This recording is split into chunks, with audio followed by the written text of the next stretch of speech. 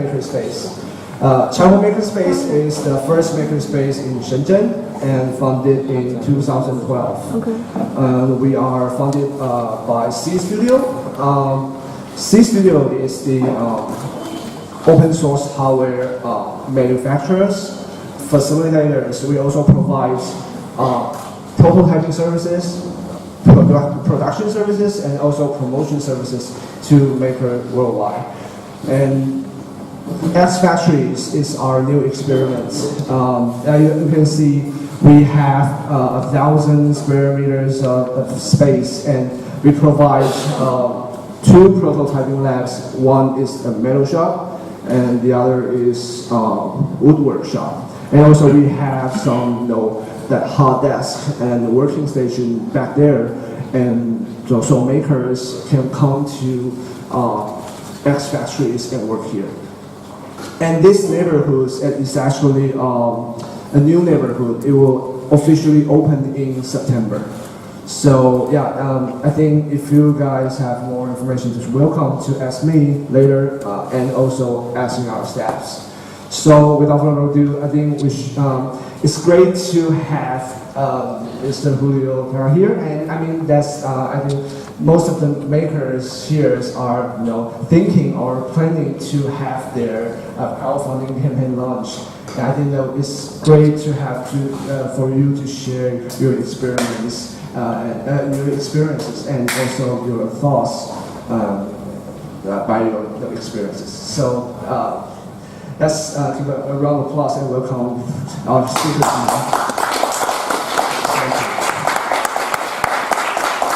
Alright, let me just get my slides up here. Give me 1 minute.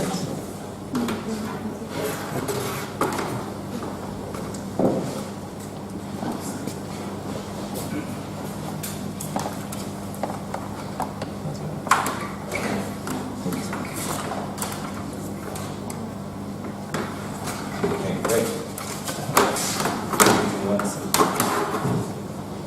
There we go. Alright, hi everybody. It's great to be here. This is a pretty amazing makerspace, probably the nicest one I've ever seen. Just wanted to get started. A little bit about me. So my name is Julio Terra. I run the design and technology community team at Kickstarter. Some people would say that makes me the head of hardware, and that's how I've been introduced a lot here in Shenzhen, but it's actually a lot more than that.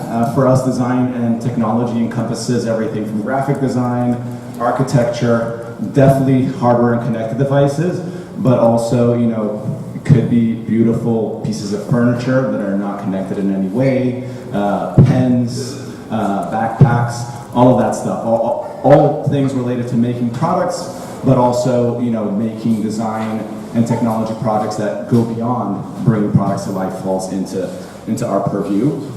So a little bit about my experience with Kickstarter. I've been backing projects on Kickstarter since about 2010. The first project I backed on Kickstarter was actually a project called The Glyph. And The Glyph was the first product-focused campaign to ever launch on Kickstarter. It was essentially a piece of molded plastic that allowed you to connect your iPhone to a camera tripod. And they raised about $130,000 from about 5,000 backers, and that was a watershed moment, not just for us, but a lot of people who are making products around the world saw that this thing called crowdfunding could be a really amazing way to raise a pretty substantial amount of money to bring a product to life. Within a month after that project succeeded, there was another project called a TikTok that raised close to $1 million to bring to life a bracelet that let you connect your iPod Nano to your wrist, creating what some people would say the first Apple Watch ever. So that was the first product I backed. Since then, I've backed about 1,700 projects. So I have a lot of Kickstarter-funded products in my life. Sometimes I look a little bit like a walking Kickstarter billboard. But beyond that, I've run my own project. It was not a hardware project. It was not even a design project. It was a food project. I make chocolate truffles as a hobby, and so I did a project around that. But I've also worked with, and consulted with hundreds of creators who are bringing their own products to life I've done a lot of these kind of workshops, panels, and all that good stuff. So I definitely, I think, have a pretty good sense of what kind of things I've worked in the past, how Kickstarter has evolved as a platform, specifically in the design and tech communities. Before we proceed, I just wanted to get a sense, how many people here have backed Kickstarter projects? Okay, that's good. It's not everyone. I would hope that people coming to here and listen about how to run a Kickstarter project had backed one. If you haven't backed one, that is your first piece of homework. If you're at all interested in running a Kickstarter project, you should back one. You should back several, because that's, in many ways, one of the best ways to learn what the whole experience is and and to start understanding what's the experience that you want to give to a community that might be supporting your own work. How many of you have actually run a Kickstarter project or being involved in running a Kickstarter project? Please raise your hands very high, because after this event is towards the end, you should talk to these people, not just me. Because they will also have good tips, and they'll actually be able to share with you about the experience of being in the trenches of doing a Kickstarter project. So, oh, sorry, I think I went the wrong way there. There we go. So, these are the things that we're going to learn today, or that I'm going to go through today. Try to give you a glimpse into these 4 things. It is going to be a pretty kind of detailed focus. I think all of you know what Kickstarter is, understand the basics of how it works. So I'm going to try to kind of more run through some tips and best practices. So I want to, talk a little bit about developing a plan for a Kickstarter project, because this is, if you're not thinking about a Kickstarter project through the lens of having to plan for it first, you're going to fail, unless you're an extremely lucky human being, and luck is not a strategy. We'll talk a little bit about how to create an outline for a Kickstarter campaign, how to identify the assets that you'll need to actually bring your product to life in a compelling way, and how to think strategically about your outreach efforts. So, what I often get is people asking me, what do I need to do for my project, as if there's this specific recipe that I can give them. It's 2 dashes of this, and 1 milligram of that, and 1 spoonful of this, and you're going to be successful. That's unfortunately not possible. If anybody tells you that they have the secret and they know the way for you to have a successful Kickstarter campaign, they're probably lying to you. There's not one way, there's many ways, there's many things that have worked for some people, but to assume that thing that worked for one person will always work is actually not a way to do. So my goal here today is to give you some tools and give you some ways, perspectives on how to think about things. I'm not going to give you here a recipe of what you need to do. So the first thing I want to talk about is the levers. Essentially, when you're running a Kickstarter, when you're bringing a product to life on Kickstarter, there's 5 levers that you have to help drive the success of your campaign. So the first thing that you need to do, and this is something that is all on you, no one can help you, but without this, all the other levers, if you don't get this one right, it doesn't matter anything else, is you have to develop a product that people want. And that's, of course, the hardest thing to do here. If you hit on all the other ones really well, but you don't hit on this one well, you're going to struggle. But the 4 things these are the 4 things that are really more specifically things that you do on Kickstarter. Is you need to bring to life your project in a compelling way. You need to create a compelling narrative of what it is you're bringing to life, and find a way to kind of highlight that and on your project page. You need to build an engaged community. We actually at Kickstarter don't really use the word crowdfunding. We talk about community-driven funding, and the reason why we do that is because community is at the core of this. Community is, when you're doing a Kickstarter, community is not just something you need to work on and nurture, but it's also one of the most important benefits of running a Kickstarter campaign. So you really do need to build an engaged community. Part of that happens before you launch, part of that happens as you're launching and afterwards even. You need to find ways to generate buzz and media interest. This buzz doesn't have to be journalists. It can be also, depending on what kind of product you're making, it could just be influencers or people who are very passionate and are well regarded within that community. And the other lever that you have is, of course, targeted advertising, mostly digital advertising.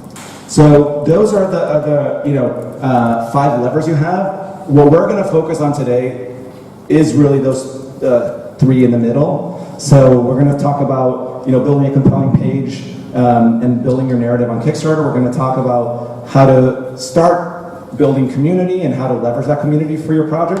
And we're going to talk a little bit about also the media question. We are going to focus most of the time on number 2.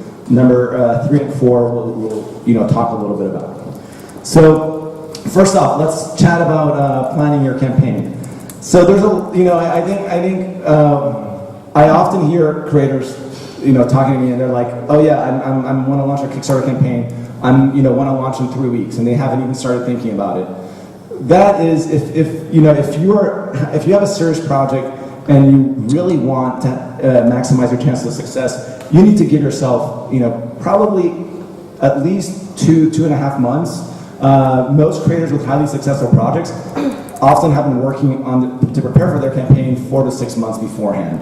So that's really important. I mean, and these are just some of the things that you need to do as you're preparing to launch a Kickstarter campaign. As all of you know, I mean, it can take many months for you to iterate through prototypes. It can take a lot of time for you to source the perfect components for your bill of materials.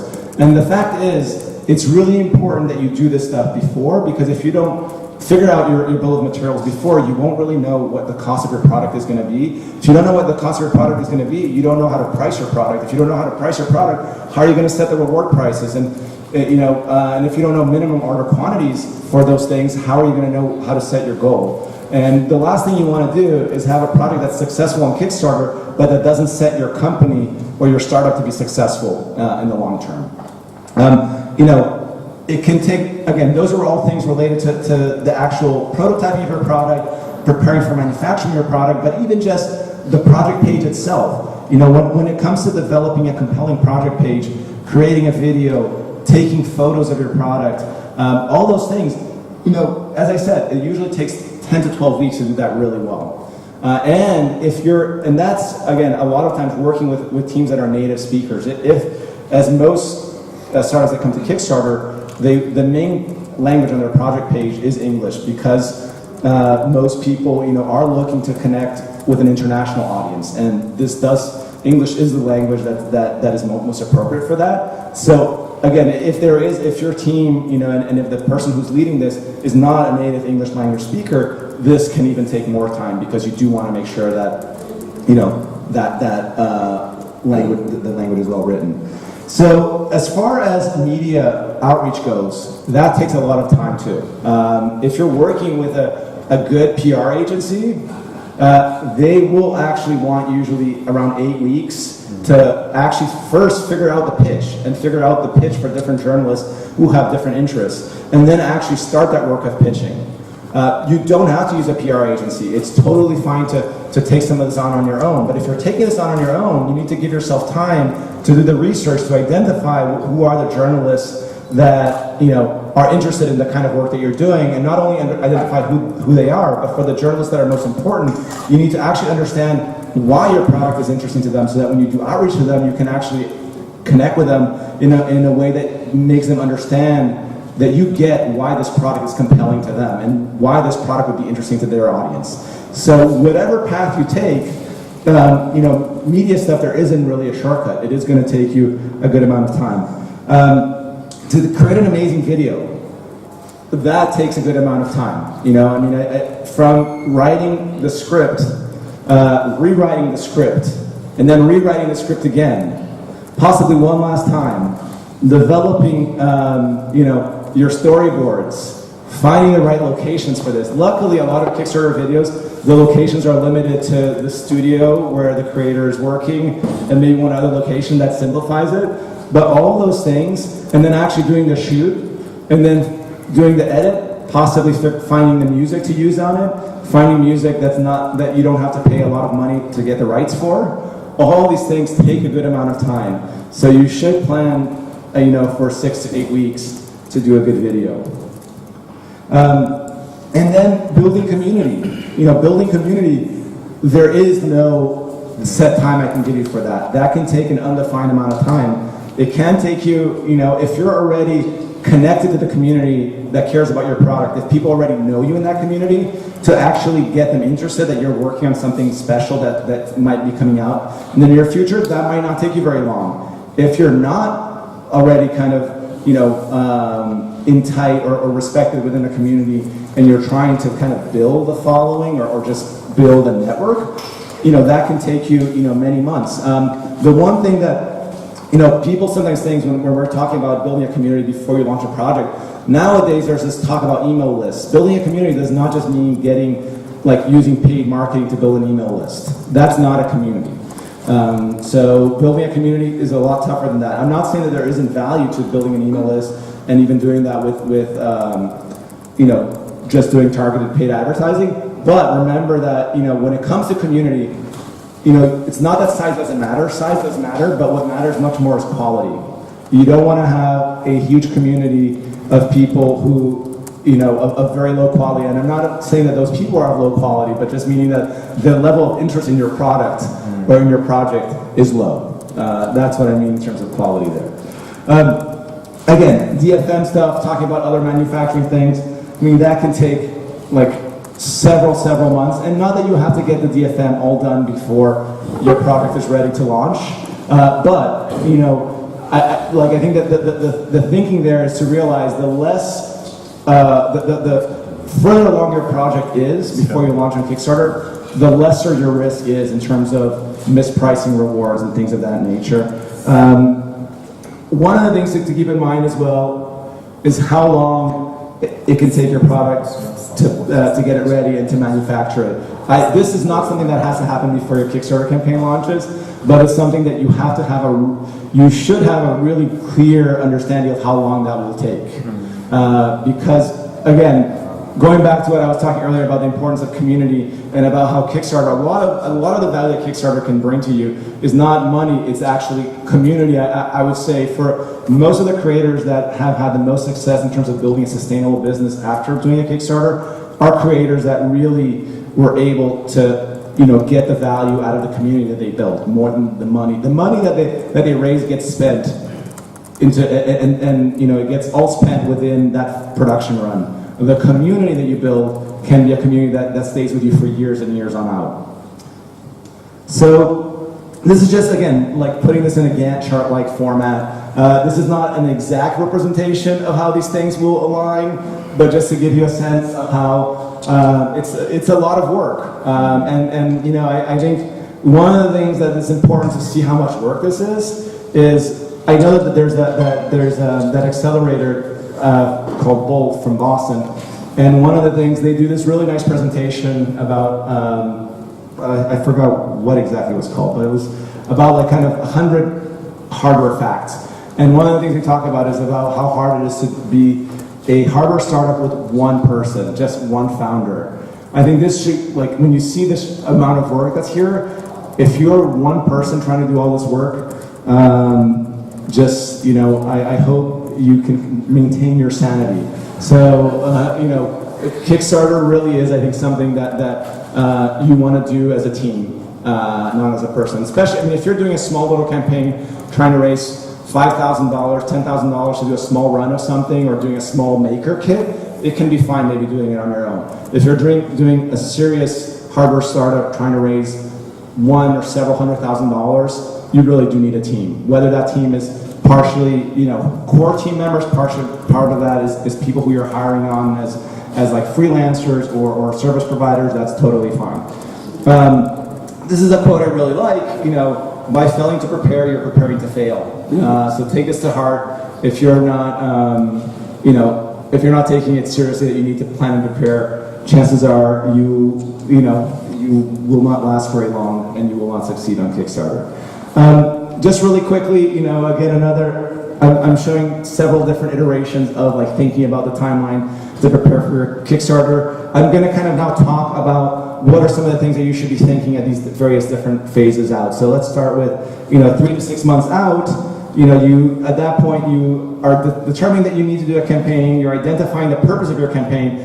Identifying the purpose of your campaign, that sounds like a very simple statement. The one message I have here for you is it's important to be very intentional about what you want to get out of your Kickstarter campaign and what role the Kickstarter campaign is going to have in your company's overall journey. I mean, the Kickstarter campaign is a very small part of this journey of your startup, and if you're trying to build a sustainable business, you really need to think, like, what are the costs that the Kickstarter campaign needs to cover? You know, is it just covering manufacturing? Does it need to cover any other types of development costs? Does it need to cover any, like, the salary of people on our team? Like, really think through what the answer to that question is, and be really honest with yourself about it. The other thing is, you know, if like knowing the purpose of your, I mean, I think there's this misconception that the more money you raise on Kickstarter, the better. You know, and I think that's a misconception that's aligned with the belief that, you know, economies of scale kind of work in a very straight up fashion, where, you know, I think people who have brought a lot of hardware to life at different scales know that there's a lot of, you know, maybe between producing 500 units to like 10,000 units, you know, like there isn't an easy way to scale that. You know, like maybe in order to go from, like, if you try to produce 1,000 units, you already are producing too many for the molds, for soft molds, but you're not producing enough to be able to offset the cost of hard molds or of using other types of machinery. So you can have these huge gaps where you know, you raise more money, but along with that raising more money comes a lot more risk. So be very intentional. Like, think about what the purpose of your campaign is. What's this ideal scale for your campaign? Like, actually think about, don't think the more money is better. Think maybe your ideal scale is between, you know, $200,000 and $500,000, and it's, you know, trying to have between 1,000 and 3,000 backers. Because remember also, backers, that number in your Kickstarter project, those are people. Those are people that have needs, that are going to have questions for you, that are going to have support requests once they have their product in their hand. They're not just you know, numbers. And so if you're not ready to manage a community of 10,000 people, then you should, you know, not push for that. Okay, I got to go a little faster. So at this point, you want to research past Kickstarter projects. Make sure, again, if you haven't backed projects, this is the time to do it. You want to start building a community. You can start doing that by sharing your project online, sharing it at events. You don't have to share the whole thing. You can just share, you know, the fact that you are working and developing something in an area by connecting with people who are working with, you know, similar types of projects or similar types of interests. From a product perspective, this is the moment where you should really think about what kind of team you need to help you with this. You want to think about this early on. You don't want to think about this last minute or when you're like a week out from launching your project, because the value of having that team can be realized much more if you include that early on. So let's continue. So again, that was, you know, 6 to 3 months out, 2 months out. You know, at that point, you're really starting to work on the Kickstarter project. You're really creating the outlines for the project. You're doing storyboards, you know, trying to develop asset lists that you need to bring it to life. You're at that point starting to plan your media outreach, doing the media research that I briefly mentioned earlier, where you're identifying press. The community building thing is just one that it will continue. You'll see this in every one of these slides. It will continue. It's something you should continue not only through your Kickstarter, but after the Kickstarter. From a product perspective, you know, you're iterating through prototypes. At this point, you should be, you know, developing your bill of material and starting to have conversations with factories. Because again, it gets to that thing that you need to be far enough to know how to price your product properly. Otherwise, you know, you're taking a big risk. 1 month out. At this point, you're actually, you know, you were planning the campaign, doing outlines. Now you're actually developing the copy, images. You've probably shooting your video. You've already shot it or starting to edit it. You're finalizing your rewards. You know, defining what those rewards will be, defining your reward strategy, coming to a close on your funding goal. At that point, you're actually starting to activate press and influencers. So whereas before you had a list of press, now you're actually starting to reach out to that press and try to kind of build a rapport with them. From a product development, you're really trying to get a sense of what your cost of goods sold will be. You're not going to have this fully locked down, but you know, you need to know enough to do all that reward work that we talked about. And then determining the appropriate scale, again, just make sure you're pretty confident with the scale that you're going for, and you're developing the production timeline so that you can set your backers' expectation appropriately. Whatever production timeline you set, you should add 2 months to that, at least, for a buffer. So if you're confident you can deliver something in 2 months, say 4 months. All right, so then you're 1 week out. So here is when you need to submit your project for review. Every campaign on Kickstarter that is bringing a physical product to life needs to be reviewed by a human being from our integrity team, because we have special rules for this stuff, which I'll talk about later. At this point, you're building anticipation for your launch. So for your community, you're teasing them at this point, letting them know, like, hey, the big launch is coming early next week. You're also, at this point, planning your project updates. Again, before you launch a campaign, you're building community. When you launch a campaign, the way that you kind of keep that community really excited and engaged in your project is using this thing called project updates, which is just a way where creators communicate with backers. If you don't understand what that is, back a Kickstarter project and you will understand it. I'm not going to spend much time on telling you more about updates now. So then from a product development perspective, you're double checking your cost of goods sold, confirming shipping costs.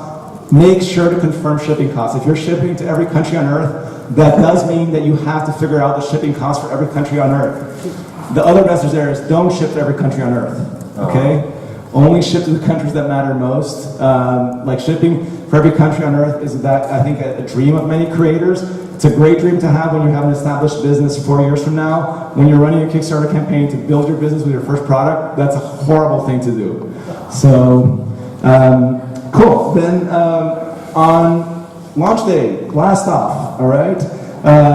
Consider doing a soft launch to your community. So people who are following your newsletter or are on social, let them know that your project went live before anybody else knows.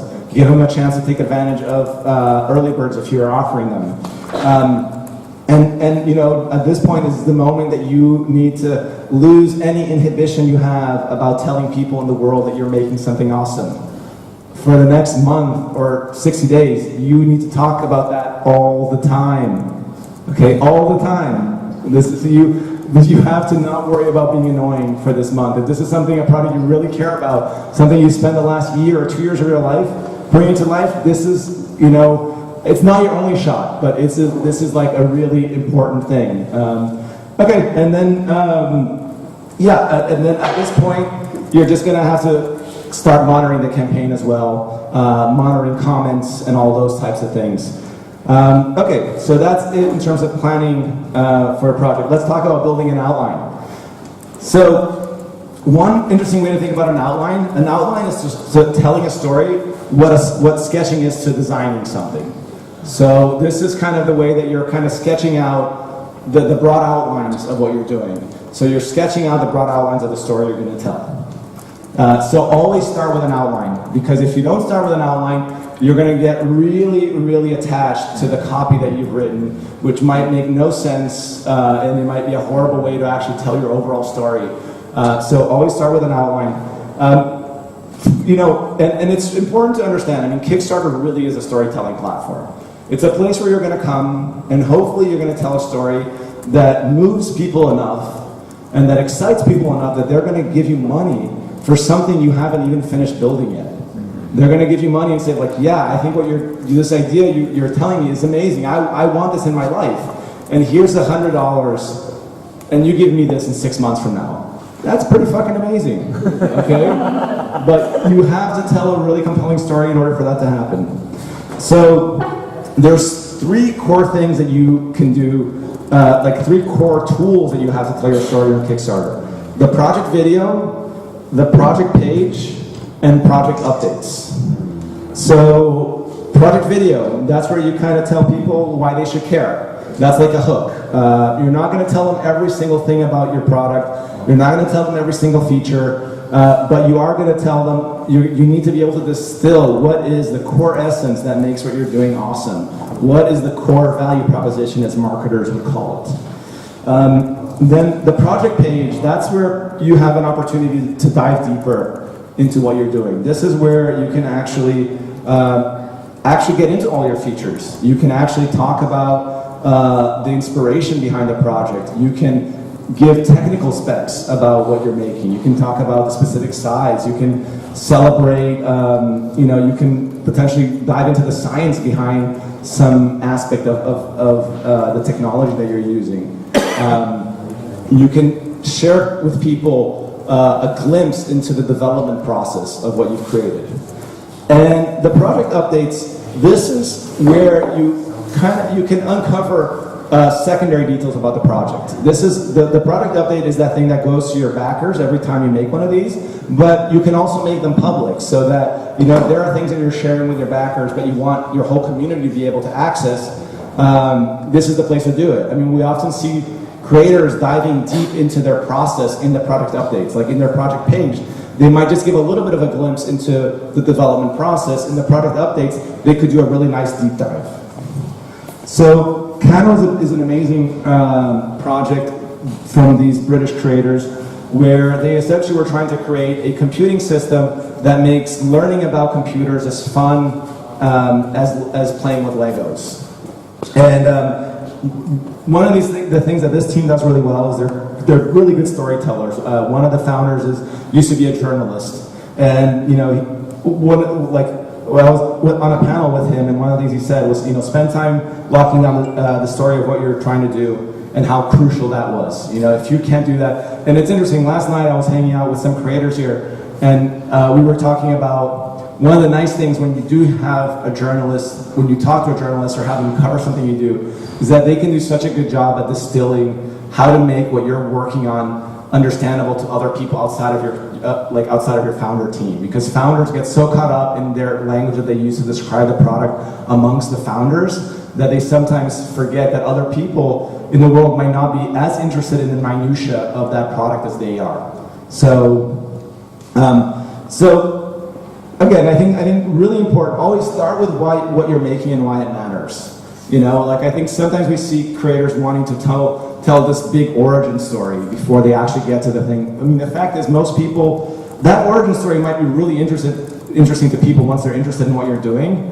If they don't even know what you're doing, it's kind of like, why is this guy telling me that he went on a trip and something happened? It's like you do want to let people know what you're doing pretty soon. I mean, this is a project called Artiphone.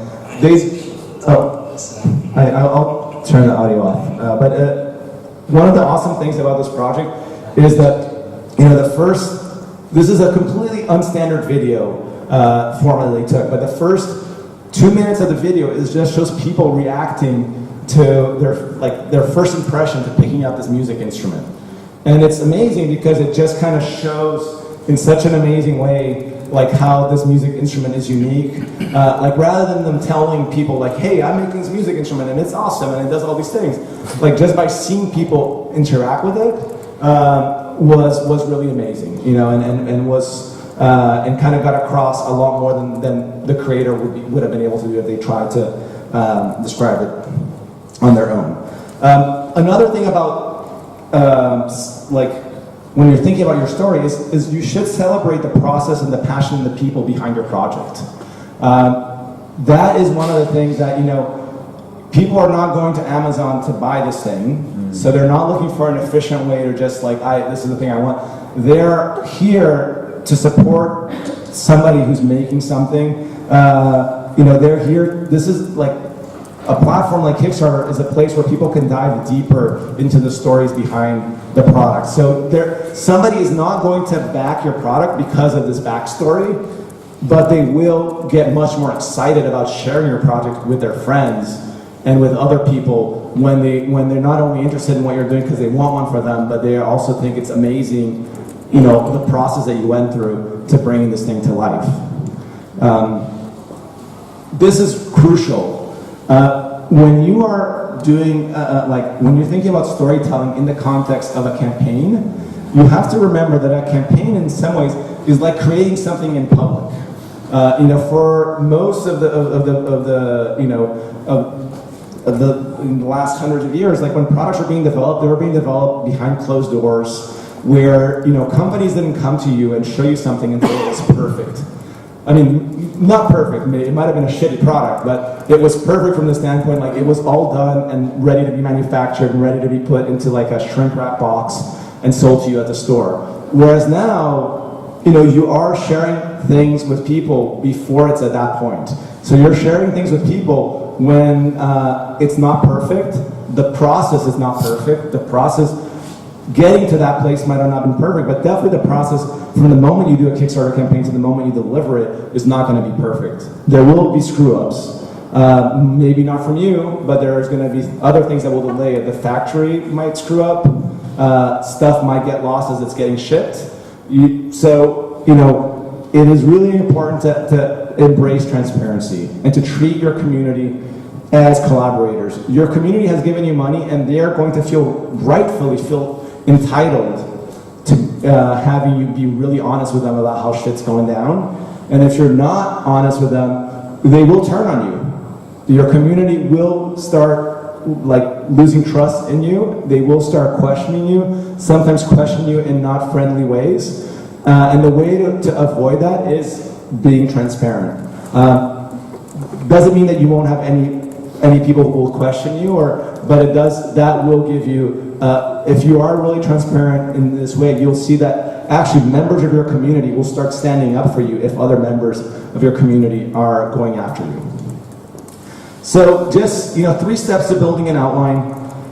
The first thing you need to do is identify what are all these kind of core threads of your story. The product is a thread, the craftsmanship might be a thread, use cases might be a different thread, the user experience of the app might be another important thing to talk about, testimonials, the inspiration, the science behind the project, the design. So identify what are all those cool things that you could tell your community about the product. And really try to map out here, this is a brainstorming exercise where you want to go really wide. You don't want to limit yourself. You don't want to be analytic. Oh no, that's not cool enough. Just put any possible thing that you could tell about your product that could be of interest to someone else. And then what you want to do is start looking at what are the core audiences that your product is going to appeal to, and really use those audiences as filters for what are really the core primary aspects of your story and what are the kind of secondary threads, which are the support points. Again, the primary aspects are the things that are the hooks. That's what needs to be in your project video. The secondary aspects are the things that you can put on your project page, especially lower down on your project page, that are for people who are already intrigued by what you're doing. They're either already bought into it, or they're intrigued by what you're doing, and this is the thing that's going to even get them more excited, or might get them over the edge. And then, once you've done that, you can actually start, for each thread, identifying what are key messages. And when you're doing an outline, this is as far as you want to go. When you're doing an outline, it's all about identifying what are the key threads, organizing those key threads into a flow, and then for each of those key threads in that flow, you're identifying, a few key messages that are going to be communicated there. And these can all be, think about this as an outline with bullet points. Okay, so now let's move on to creative asset list. So, the most compelling content on a Kickstarter page tends to be the videos, the animated GIFs, and the pictures. And you want to be strategic about that. You want to think, developing that content takes a lot of time, a lot of work. And so you want to, in order to minimize in order to increase the quality of those assets and to minimize the time and effort you're going to have to put into it, you want to be smart about how you develop it. So, a few things though. First, I said that I was going to talk about what are the requirements that are specific to campaigns that are bringing to life products, physical products. And the 2 core things, 1, prototype demos are required. You need to show prototypes if you're bringing a physical product to life. But I think one important thing to consider is sometimes I tell creators that, and they're kind of annoyed by the fact that they need to show a demo of something they're creating on Kickstarter, which I think is absurd. Because if you're not able to demo your product in a way that's compelling, you're just not ready. You know, you shouldn't be trying to get people to give you money for something. I mean, if you want to sell to investors, that's fine. Investors are, you know, different creatures than human beings who are trying to buy a product or trying to, like, you know, pledge money because they care about what you're making. So I think that's, like, you should think about this positively, you know? Like, you need to be able to not only create something that's compelling, but be able to show the compellingness of that user experience of your product in a way that people can connect with. And of course, you know, this is where it's much harder for connected devices or devices that have software interfaces. I mean, if you're doing a beautiful, you know, metal forged bowl, you just take pictures of it and it can look great, and that's all the prototype documentation you need. If you're doing a connected device, then doing a video is more complex, but it is super crucial. And so don't shy away from that and realize that that's actually a core element to help you succeed if you do this right. This is one of my very, very favorite Kickstarter videos of all time.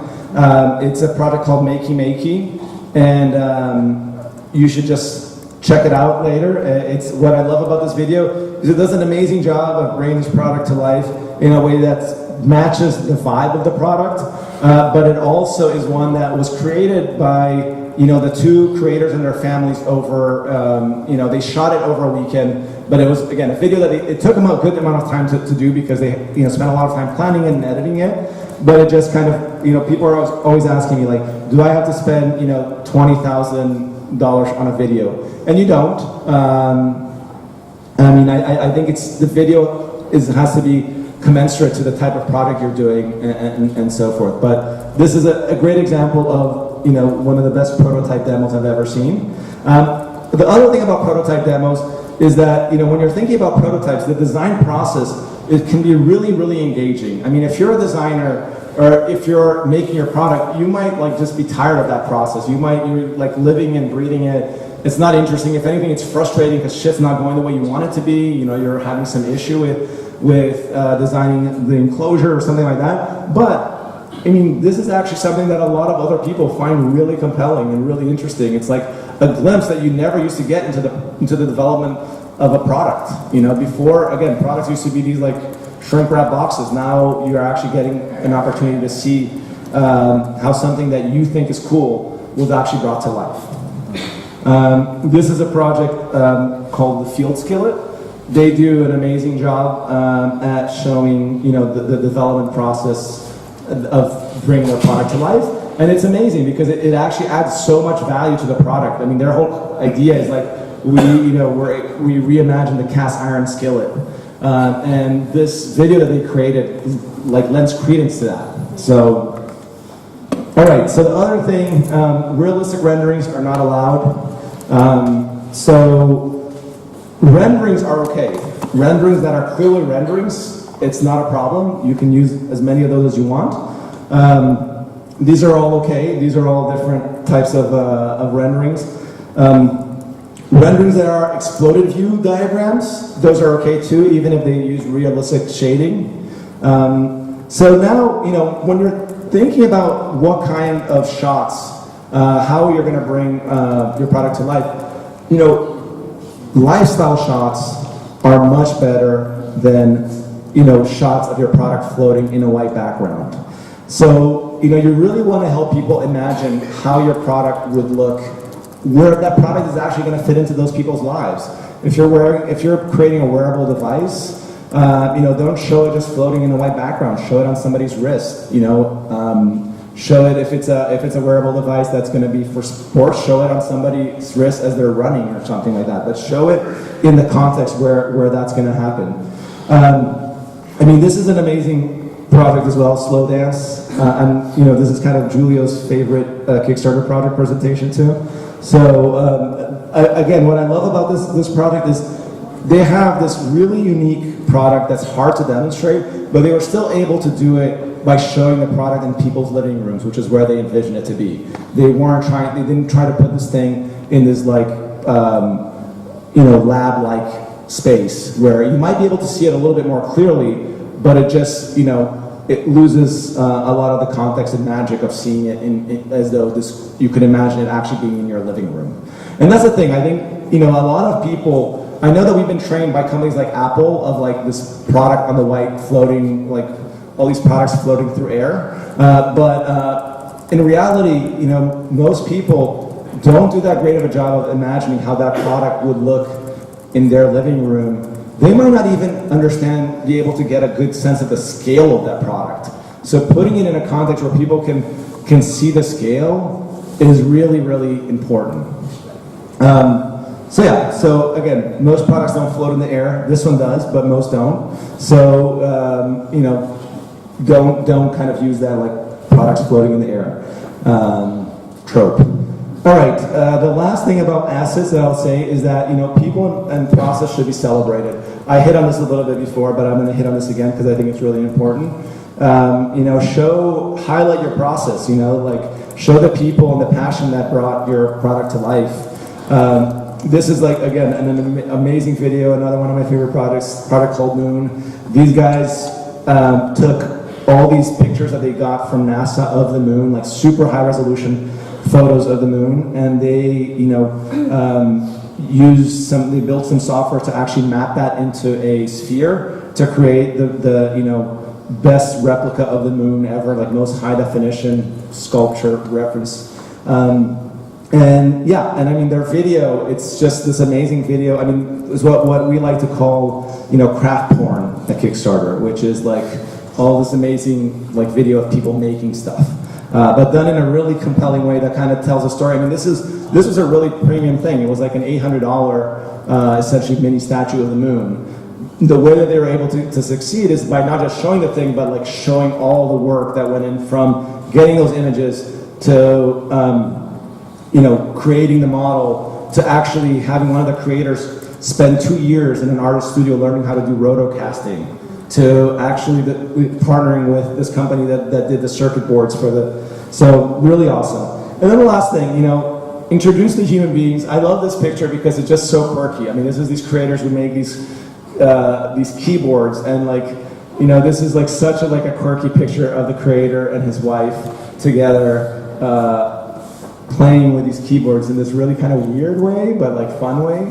So it kind of gives the creators like a real human feel.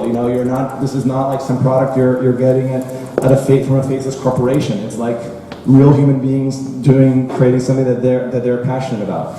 Okay, cool. So now the last section. Let's talk about strategic outreach. Is everybody with me still? Yeah, okay, good. Okay. All right, so strategic outreach. So pre-launch. I just have some tips here about before you launch and then after you launch. So the first way, and I think I hinted at this a little bit before, but focus on developing relationships. Don't look at engagement with your community or with press as something purely transactional. Remember that your Kickstarter campaign is one small part of a longer journey, and you're not like trying to build a community so that you can fund on Kickstarter. You're trying to build a community so that you can bring your product to life and hopefully a sustainable business to life. In the same way with journalists, like if a journalist is somebody who covers the kind of work that you're doing, the kind of like the industry that your company is entering into, you don't want to have that person just write about your one campaign. You want that person to actually be somebody who might write about multiple products that you're going to deliver now and into the future. And even a Kickstarter campaign, we've seen creators that have gotten, multiple pieces written about their Kickstarter campaign. One when they're about to launch, one later when something happens during their manufacturing, one when they're delivering. So, look at these things as relationships. But that also means that, relationships is give and take. Relationship is not just you asking. I mean, and that's more important even on the journalist front, because I think most people are like, why aren't journalists like responding to my pitches? I'm pitching them all the time. Again, it is what you're trying to do, and it goes back to what we were talking earlier about needing time to build this stuff. Talking to journalists and to communications professional, if you want somebody to write about your campaign a few months from now, start trying to build that relationship with that journalist today. Through the fact that if that journalist covers what you're working on, you guys clearly have an important shared interest. So it's not like you're just trying to, somehow fake a common thread. There is that common thread there. The next thing is build, don't launch. This is Mark Barrows, who is he's right now runs a company called Moment. Moment is a company that has developed some pretty high quality glass or lenses for cell phones. He is an entrepreneur who before used to run a company called Contour. Contour is the GoPro competitor that you've never heard of because GoPro beat him out of the water, and that's his own words.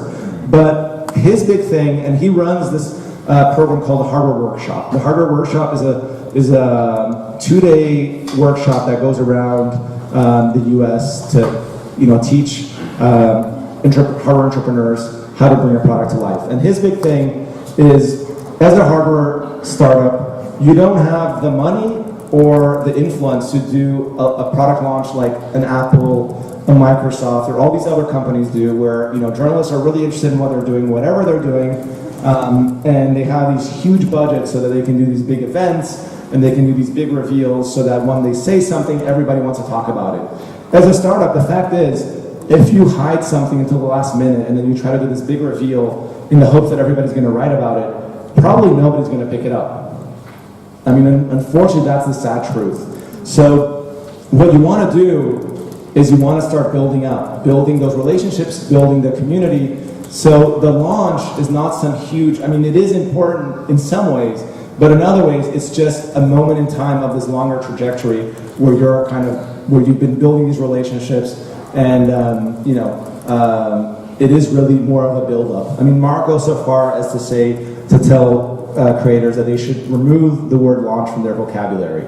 And the last thing from pre-launch is that if you do take my advice and you do start going out there early and trying to build relationships, trying to get people interested, trying to share about what you're doing, you really need to be ready to capture that interest. So that if you do actually have people responding, you do have people who are interested in the work that you're doing, you have a way to capture that interest and to follow up and keep those people engaged. So, Print, which is a project, the creators from Print were actually at Hacks, the accelerator here in Shenzhen a while back, and they were very lucky. They had this amazing piece from TechCrunch about 6 months before they launched a campaign on Kickstarter.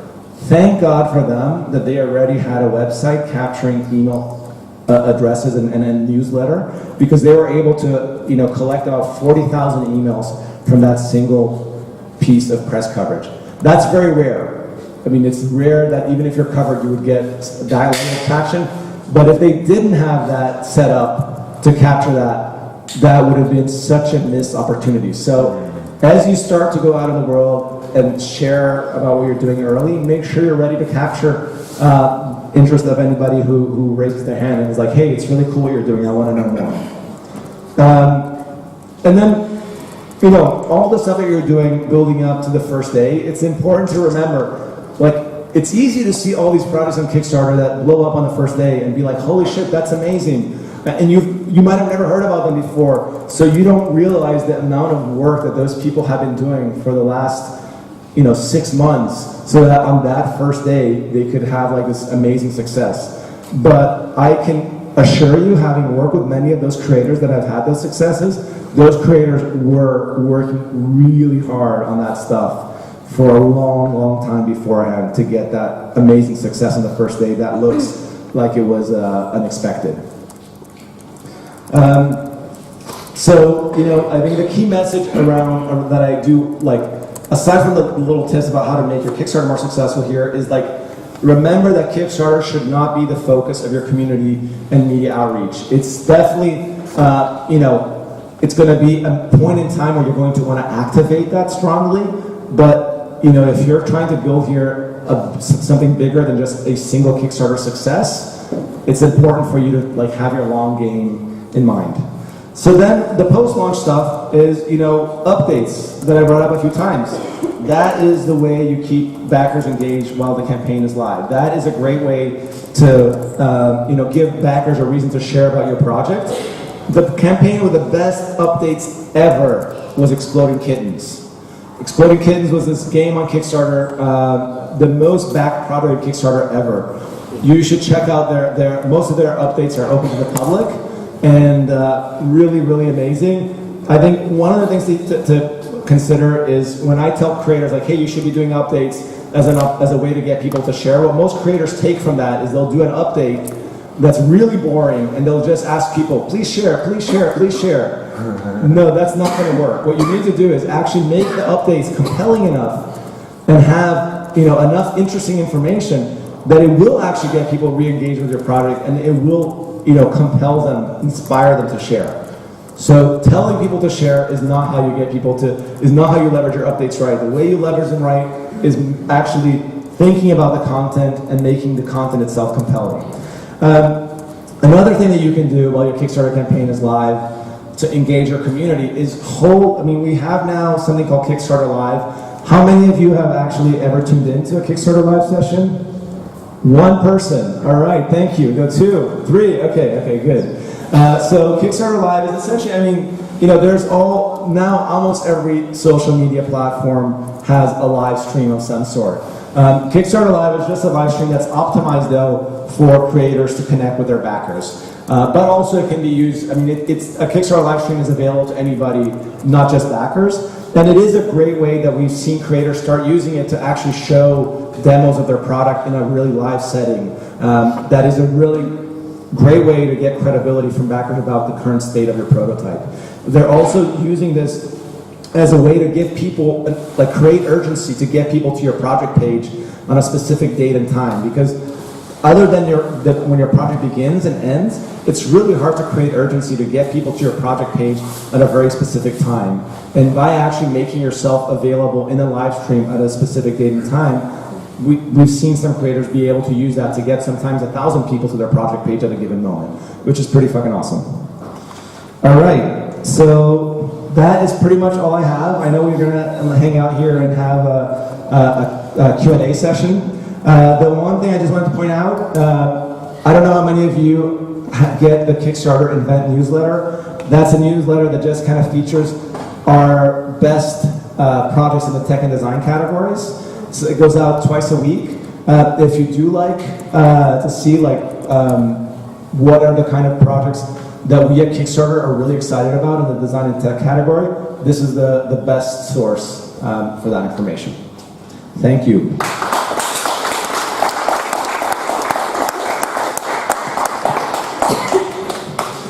Thank you so much for the wonderful sharing. And I think Andrew must be really tired.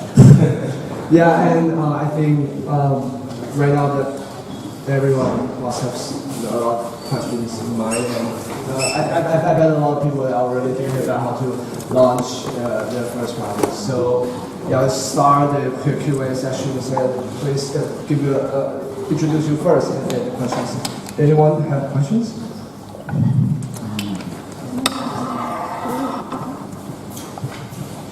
Hello, thank you for the talk. I'm also from New York.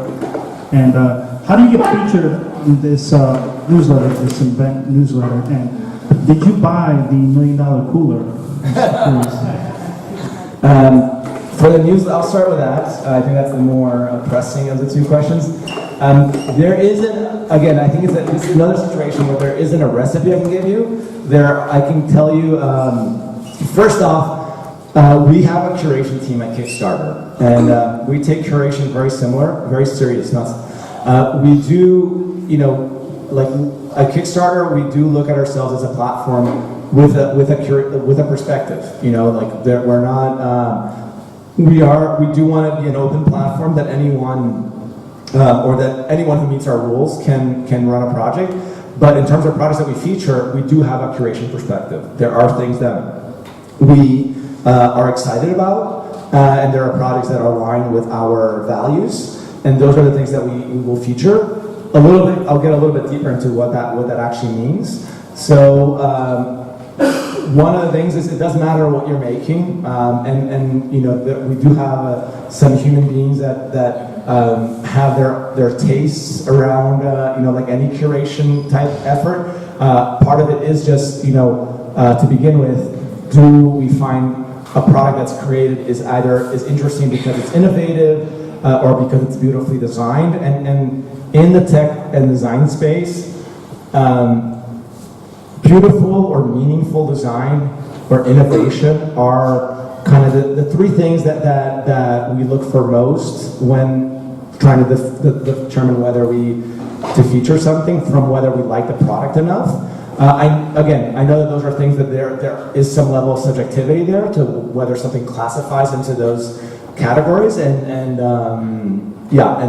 but you know, ultimately we have a team of people who their perspective is what ends up for us identifying what products fall into that. But beyond that, beyond those things, it does also matter, one, how your project page you know, is bringing to life your story.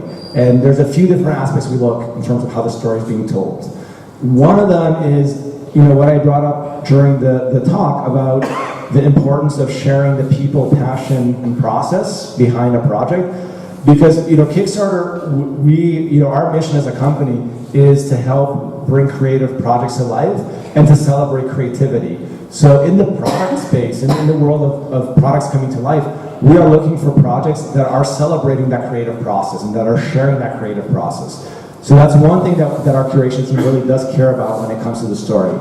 The other thing that they care about is they do care about also how well the story is told. You know, so having really like well-written copy, a well-structured project page, and have a page that's well designed. You know, it doesn't have to be the most beautifully designed page ever, but you know, we do care about like attention to detail, both in the copy and in the design of a page. So like there needs to feel like somebody put some love and attention to bring that page to life.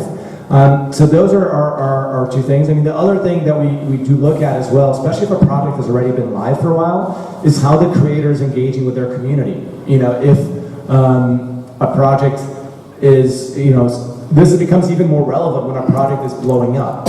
If a project is blowing up and the creator is being responsive to their audience and to comments and things like that, that bodes really well for them and that increases their chances of getting featured. If a creator is completely ignoring the comments that their community is making and just doesn't seem to be engaging their community at all, that's a project that will work against our you know, selection on whether or not to feature that project. So the timing varies. What? The timing as to when you decide to put them onto the newsletter, it will vary. It varies, yeah, the timing varies. It's not like when a product launches, at that point we decide, because, I mean, it's at any point in time, there's, between the tech and design categories, there's somewhere between 800 to 1,500 projects that are live.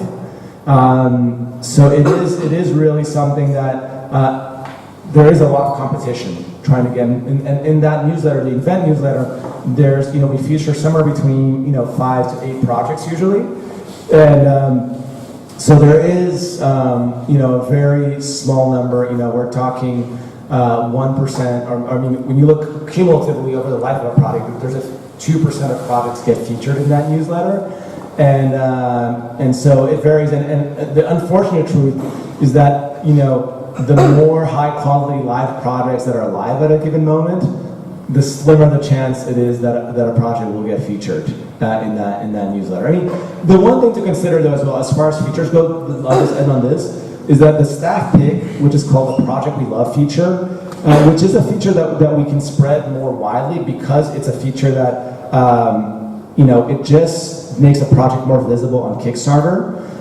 That is actually, you know, in many ways our most powerful feature because it stays with a project throughout the whole, from the moment that a project gets selected as a staff pick until the project ends, it stays with that project. And it makes that project more visible throughout the rest of that project's funding cycle. And so it makes it show up higher in search results or in Discover. It actually makes the product show up with a little heart on the, you know, when somebody's searching through projects. So that's one that, tends to elevate the project, considerably throughout the funding cycle. All right, next question. All right. Okay. So I've been working with Chinese teams with Kickstarters, and I think I've done maybe over 17 Kickstarters now. And so for the most part, it's been going pretty well. But recently, there was a disaster where people started fighting and withholding money and not talking to the backers. And then I managed to steal the account back because I'm the original person. And then, so I have two questions. What is the technical inner workings where it looked like backers were able to get their money back, and then maybe it stopped because maybe the credit card maxed out? I'm guessing that's what happened. And then the other question is that there was, it looked like there was one incident where people went to Congress and was able to get their money back from, I was wondering if you could talk a little about that. Yeah. I can't talk about the one from Congress because I don't know about it. Okay. I don't know of any. I'm not saying that it didn't. It's not something that I'm aware of. In terms of the other one, let me just understand a little bit more. Are you saying that then, after the project was funded, when the funds were being collected, that people were getting? Are you talking about chargebacks? The money arrived. We brought the money to China and started manufacturing. But then, well, we didn't quite start it. We're manufacturing now. But anyway, there was a period of time when the people involved were fighting, and I didn't have control of the account, and they're not talking to the customers, or I mean the backers. So the backers were like, well, we want our money back. And it looks like a lot of them got their money back from looking at the account.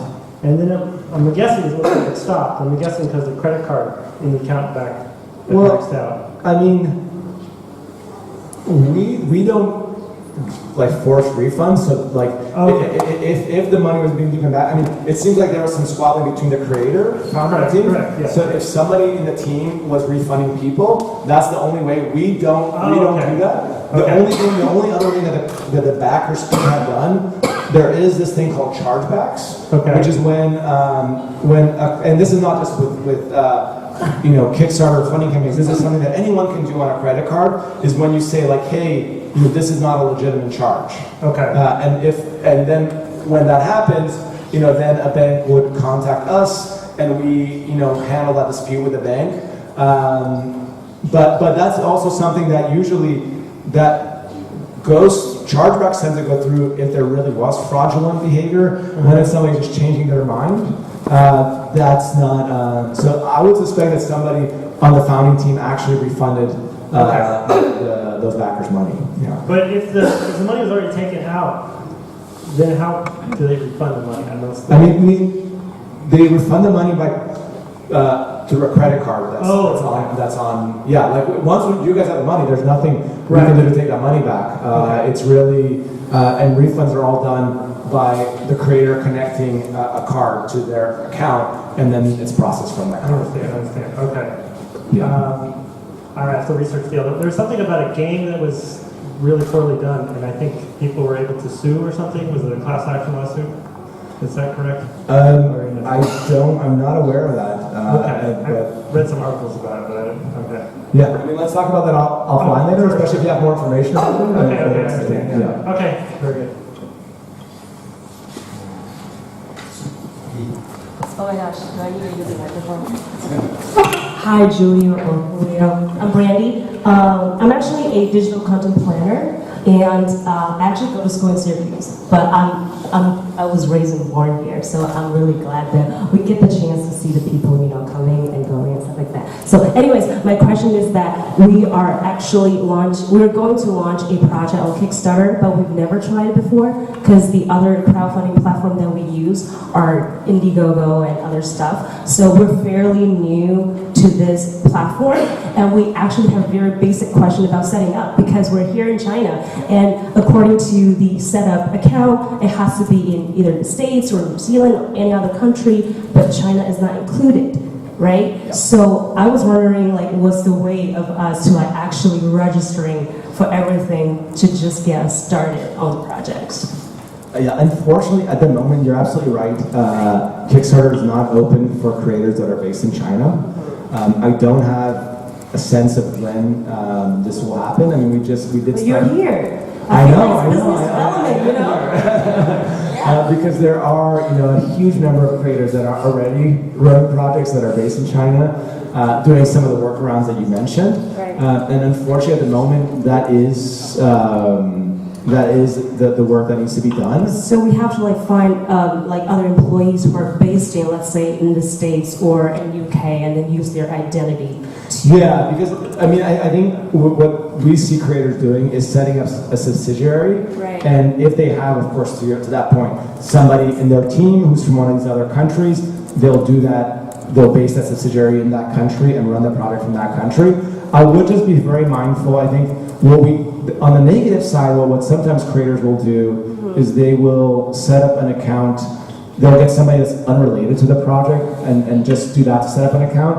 Right. And that is a very risky proposition. We've seen situations where there's been, disagreements between that representative and the actual founders, and that can just lead to, Complications. risky situations that you don't, we would recommend being very mindful, because that person is going to be publicly visible on your project. Right. And that person, though, also, is somebody who, if it's somebody involved with the project, that's totally a great strategy. But you should be mindful about just Involve strangers, whatever. Yeah, finding a random. Okay, yeah, got it. That's my first question. So the second one is more content-based. So you talked about pictures and renderings and stuff like that. So if we are already having a pretty mature product and we want to bring the images more pop and more vivid, and you said we can't use too much realistic renderings, that's what you're talking about, right? So what are the recommendations do you have in terms of photoshopping? I think, I think there's a lot of Kickstarter projects where you just see beautiful photography. Right. I think that's, I think the real solution to that is and you can definitely retouch your photos to pop the color and things of that nature, but the only real solution there is, having nice product shots. Okay, got it. I feel like that's the core to everything. I know that's easier said than done, Yeah, it is. And especially some products that can be very hard to photograph. So, Right. so I know that is a challenge, Right. but that is the All right. solution. Thank you. All right, you. I'm going to give the chance to everybody else. Okay, great. Hi, I'm Gerald Fuller here from the U.S. and I back Kickstarter stuff quite a bit. In fact, while you talk, I downloaded the app and I've backed 54 Kickstarter projects.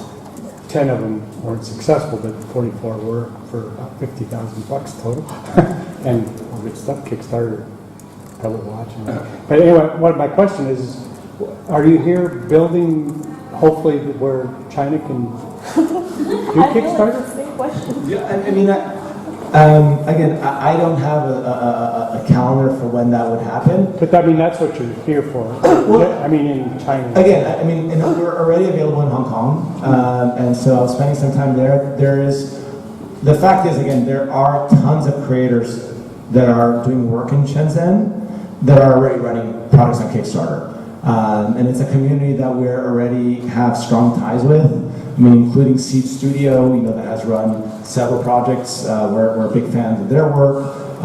Hacks, Hacks, the accelerator here. A lot of they've had over 80 startups from their community run products on Kickstarter. There's a huge number of other just Chinese companies that have run projects. So I think I'm here in many ways for a representation of the fact that there's already a huge community here. I don't want to say that I'm here to say that there's an imminent plan for a launch, because there isn't. I would love to see, on a personal level, leading the team that is responsible for our relationship with the tech and design community, and knowing how thriving that community is here.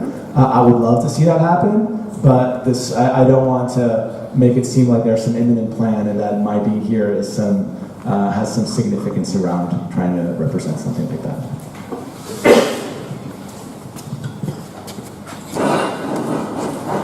Okay, very important question here. Simple product, but not finished your Kickstarter.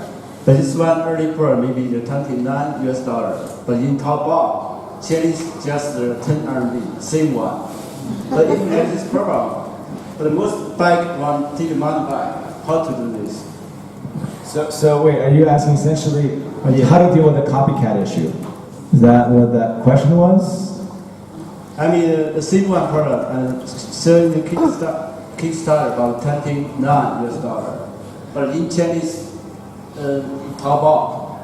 Yes, I mean, but the Chinese Taobao was copycats of the original project that was on Kickstarter. And I mean, there isn't an easy way, there isn't an easy solution. I mean, I think that's something, whatever product you have, however you launch it nowadays, if it's very successful, you will have the knockoffs on Taobao within a few hours. I mean, because they even take the pictures. I mean, that project, they didn't have it manufactured yet. They just literally stole the pictures from the project page and started selling the product before it was actually ever manufactured by anyone else. So there isn't an easy solution for that. I think that's something that's a reality of our modern, the modern supply chain manufacturing ecosystem that can really make things so rapidly. I think some things that creators can do around that is trying to find ways to use things like building a brand, building a community that can still help them build a sustainable business regardless of the fact that there are clones or there are copies. Because I think we're moving forward in a world where, if anything, copies and clones are going to become more prevalent. I mean, I've seen that in the last 4 years since I've been at Kickstarter. The speed at which that happens has gone from something that happens a few months after a product is done when they're trying to deliver to now when a product is live and they start, trying to sell a knockoff of that product on, Alibaba as well and all these different sites. So there is no easy solution. I think, what we see there, I think one, in the creation of the products themselves, creators that are making products that have, sometimes really kind of heavy attention to details, to craftsmanship, to materials. Some of those products, by their nature, they're harder to copy. Connected devices that have an important software component, the software component can sometimes be harder to copy than the hardware component nowadays, which is funny to say that because that, sounds crazy that the software is harder to copy than the hardware, and then the other side is, again, community and branding, because even when you look at a fidget cube, which is the example that you're bringing up, those guys still, I have a collection of fakes and the real ones, and, the fact is, the real ones are still, by and large, much higher quality. Like, the buttons are actually all click in a nice way, and so it's that kind of thing where for them, they're trying to,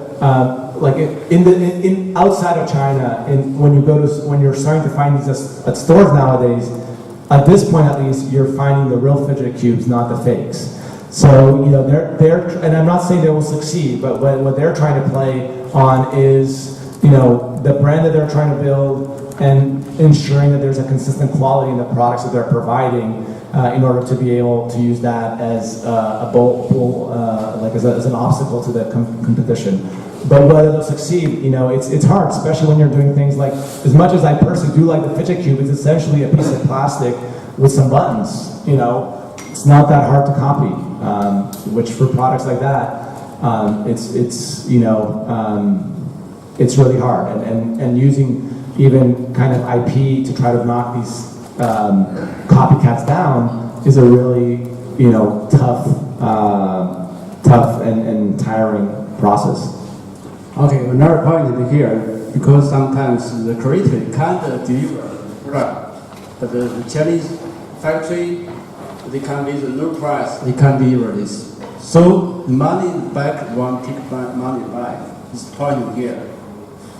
Wait, I didn't understand the last part of your question. So I got the fact that you're saying how the Chinese factories can deliver, sometimes the creators can't deliver. And what was the question?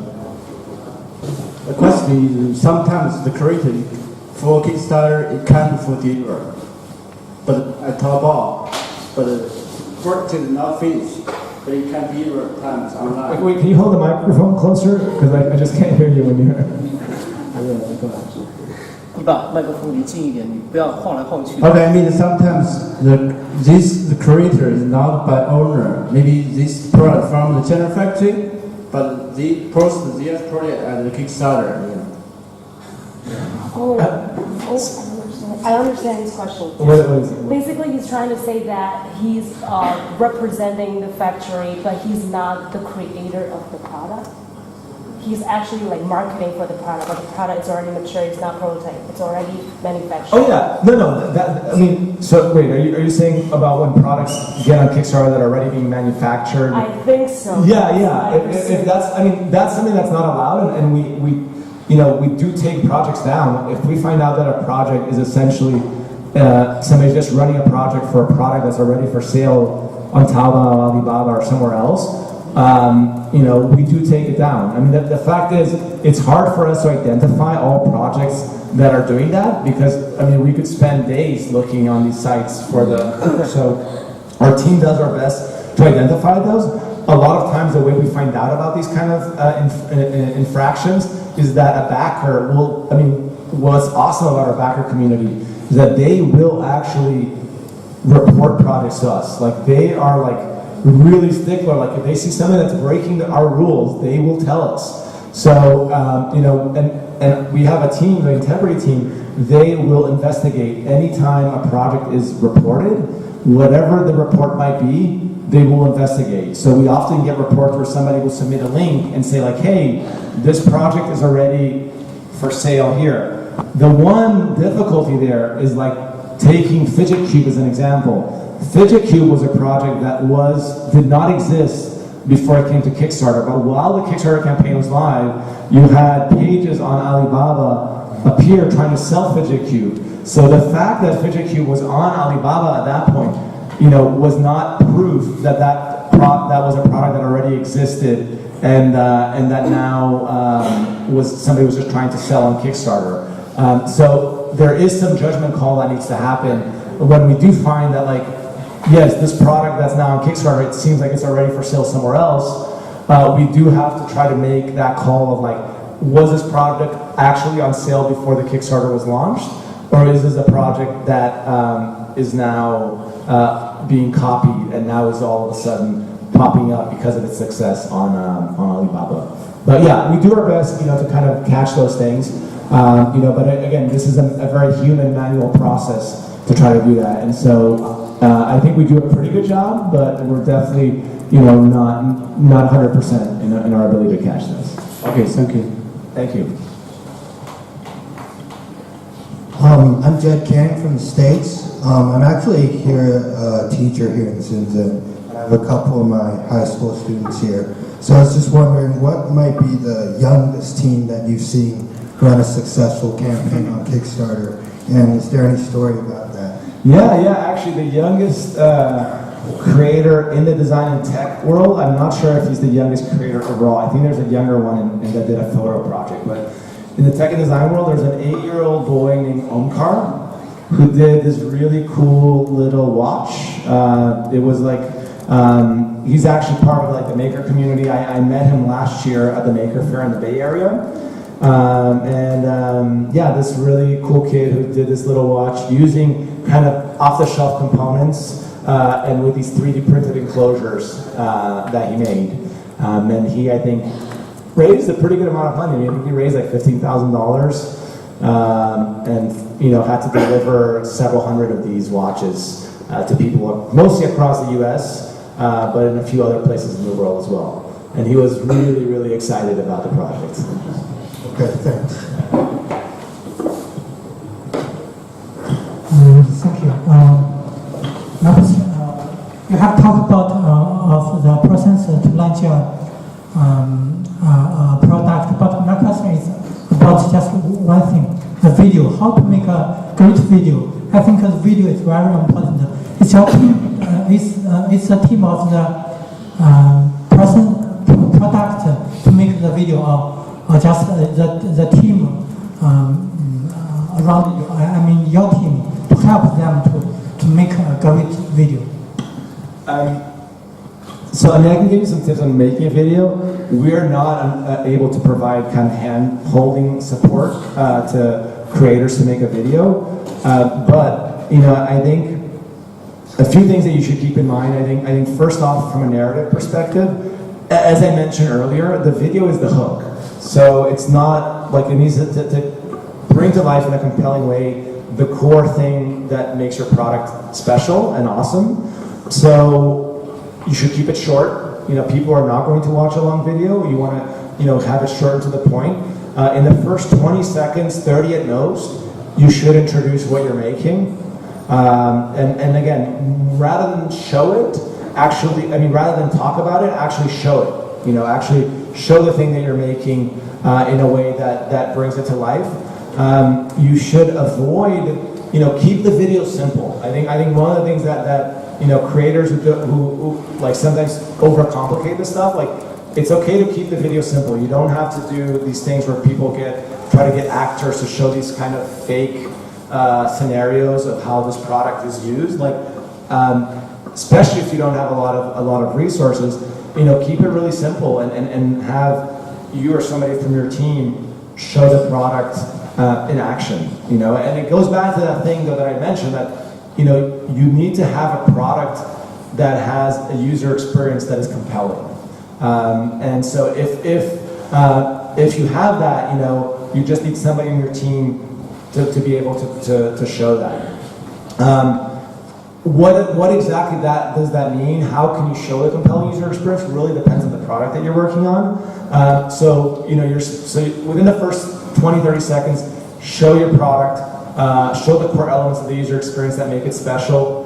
After, you know, within, let's say you have 2 minutes for that video, leave a little bit of space where you can show, you know, highlight a little bit of the process. I always say process, passion, or people. And the reason why I say those three things is because I know that some founders are shy and don't want to be on the video, and that's totally okay. If you're shy and you don't want to be on the video, then focus on process. You know, show people, like show actual manifestations of the process, like sketches, prototypes, things like that. But you should try to weave one of those elements into that story. So either people, process, or prototypes. And I think by giving a little bit of this kind of like, by showing the core elements of the product that make it awesome, the core elements of the user experience, showing a little bit about that prototype and process, those are like the core elements that really, you know, I think can make a simple video good, you know, and I think that's where that makey video that I shared, I think is really good, because it's I mean, that's probably a little bit more complex than you need to go. They have a bunch of different scenarios, but it's you know, it's just the creators showing in their own way, bringing the product to life. You know, it isn't like overdone or overthought or overworked. So I think that's something that you can aspire to. Hi, Sean, very nice to be here today. I think your talk was quite interesting as well. My question is, like, if you look at the most funded campaigns on Kickstarter, those products, all of them had something quite unique about them, whether that's from a design perspective or a UI perspective, or actually a number of different perspectives. My question is, in terms of like percentage, how important is the unique element of the product? How important is the marketing of that product during the campaign? And if, let's say, because we get a lot of requests for people wanting to do Kickstarter campaigns, and we sort of look at the product and it's not very unique, do you think we should turn them down because a lot of products like that already exist in the market? Or do you think there's a certain value to having a Kickstarter campaign simply for the marketing aspect? Perhaps even if it doesn't meet its campaign goals, just being there and being seen, do you think there's a certain amount of value in that? Well, I mean, I think, again, I can't make a blanket statement. I think you do have to look at products on a project-by-project basis. I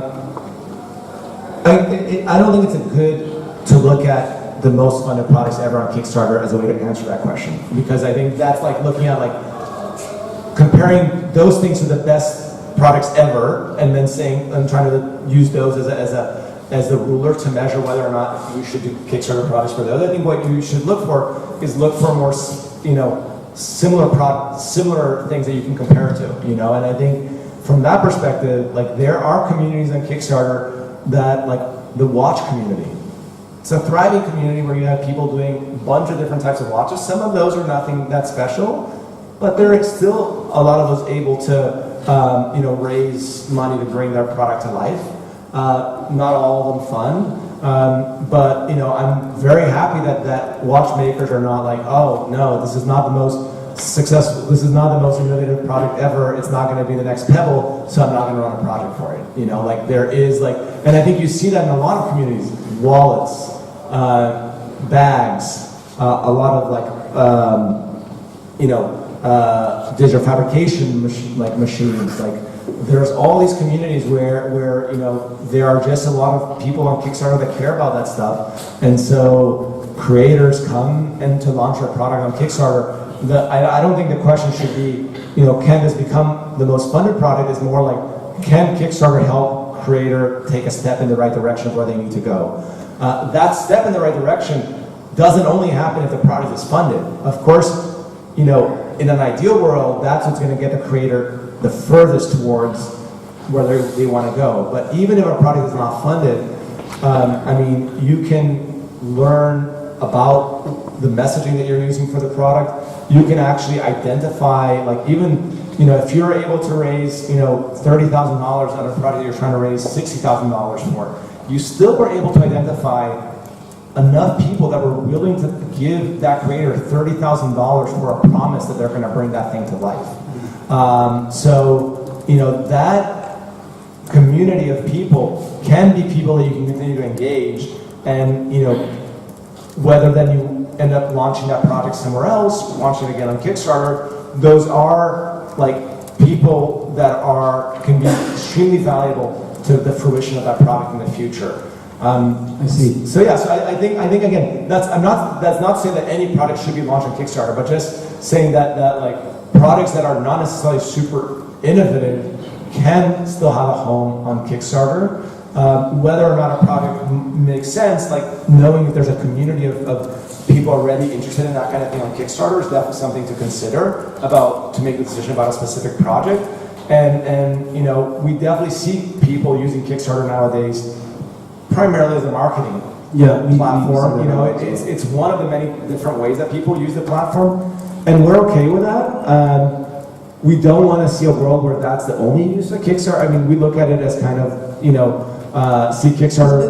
The thing is, a lot of like Chinese manufacturing facilities have basically started doing that. So they don't necessarily need the money, but to them, from a marketing standpoint, it makes a lot of sense to get people to view the product and get their brand out there and stuff.